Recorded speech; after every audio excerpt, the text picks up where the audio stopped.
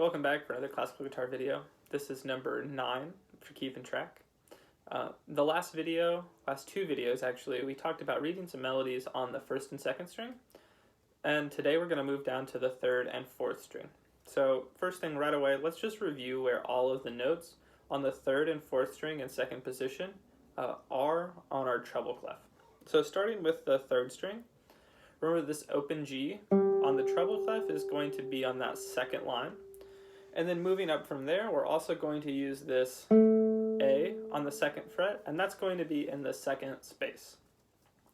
Moving downward to the open G, or the open D rather, the open D sits just below the staff, right below it on what would sort of be described as a space right below.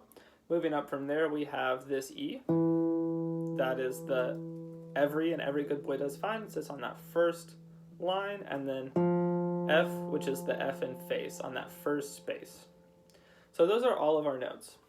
Let's get on with this exercise number 1 using notes in the first position on the third and fourth string. So the same process that we've been using up until this point is the same one that we're going to continue to use. First, let's talk about our rhythm. So you'll see pretty standard rhythm stuff that we've seen before. 2 quarters and then a half, 2 quarters and then a half. 4 quarters in a row, 2 quarters and a half. Then we have 2 half notes in a row. This is going to be really important that you make sure that you count through each of those half notes, making sure to give both of them 2 beats. I totally recommend using a metronome. And then that final bar has a whole note. So there's no stick coming up from that. That's a whole note. And a whole note gets 4 beats. So for that, you would only play once, but you would hold it for an additional 3 beats. So it would sound like this. 1, 2, ready, go. 1, 2, 3, 4. And then we would stop it. So that's really important too, to make sure that you're counting all the way through that as well. So from there, I've always said that I like to start with left hand alone because I'm usually a little bit more comfortable with my left hand. So just to go through that really quickly together, that's going to be open, open, 2. Oh, this is on the third string. Open, open, 2, open, open, 3 on the fourth string, open, 2, 3, and then open on the third string. That third string switch really quickly, and then back down to 2, 2, 2 on the fourth string, open, open on the fourth string, and then 2 again on the fourth string.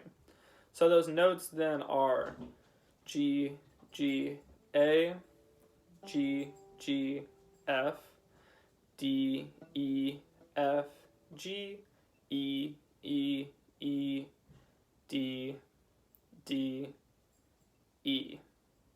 And I totally recommend saying the note names out loud like that, as slow as you need to until you start to feel really comfortable with that, so that you can verbalize those and move your fingers at the same time.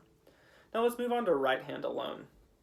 There's going to be some sort of interesting things in this, and you'll notice that there is a doubling. There's a spot where we play with our index finger twice in a row, and I'll explain that in a minute, sort of once we've gone through it. So I'm just going to play through it, say the right hand fingerings out loud, and try to listen for when I'm changing between the third and the fourth string.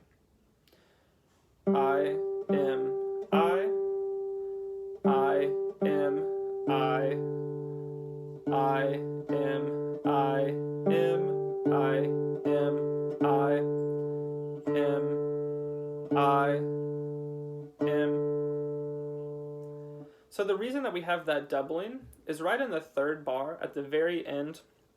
We have this moment where we go from the fourth string to the third string and then back to the fourth string. And so there with the right hand, I've just set us up really easily so we can play I, M, I, as opposed to M, I, M, which is a little bit less natural feeling and a little bit more uncomfortable. So the way I've got it notated, it's got our I finger handling everything on the fourth string, and then our M finger handling everything on the third string in that one little chunk. So both hands together really slowly. Let me play this for you so you can play along with it, and you can really hear how it sounds.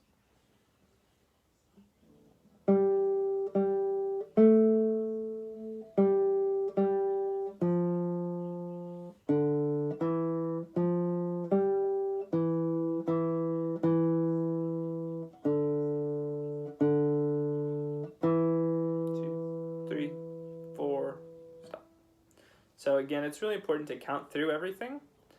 Left hand alone, right hand alone, count out loud, say the note names out loud, and all of that stuff should help you get a really smooth feeling for playing this melody on the 3rd and 4th string.